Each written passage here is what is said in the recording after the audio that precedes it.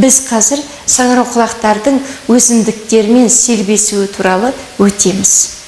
Өткен сабақта айтқанмын, саңырауқұлақтардың көбісі ағаштардың түбінде өседі дедім. Мысал үшін, ақ саңырауқұлақ тек қайың, қарағай, шырша маңында өссе, көктерек саңырауқұлақ тек көктеректің түбінде өседі.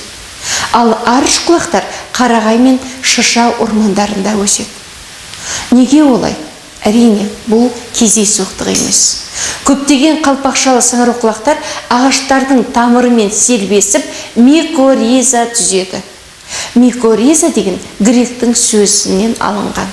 Грекше микос деген сөз, саңырауқұлақ, ризус деген тамыр.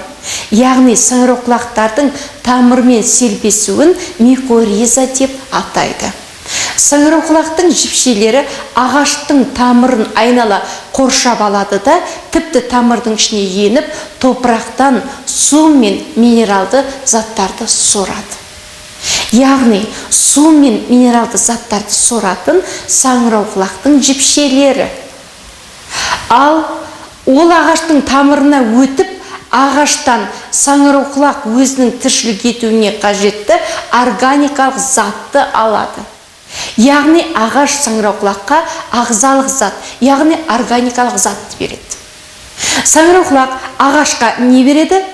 Дұрыс, су мен минералды зат береді. Ал ағаш саңырауқұлаққа органикалық зат, ағзалық затты береді. Осындай екі ағзаның пайдалы селбесуін симбиоз деп атаймыз. Қалпақшалы саңырауқұлақтар спора арқылы көбейеді.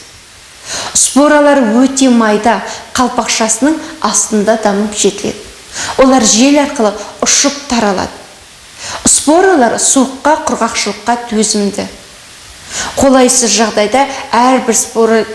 жағдайға түскен кезде әрбір спорадан жіпшелер дамып жетіледі.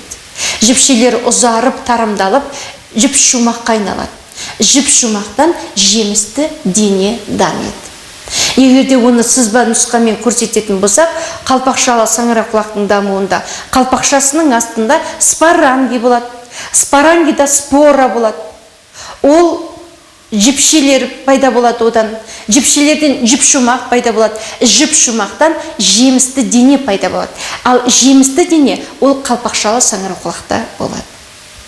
Міне балалар, біз бүгін өсімдіктер мен саңырауқұлақтардың селбесуін өттік. Яғни екі ағзаның бір-бірімен пайдалы селбесуін симбиоз деп атаймыз. Яғни ағашқа саңырауқұлақ су мен минералды заттарды жеткізсе, ал ағаштан органикалық заттарды алады.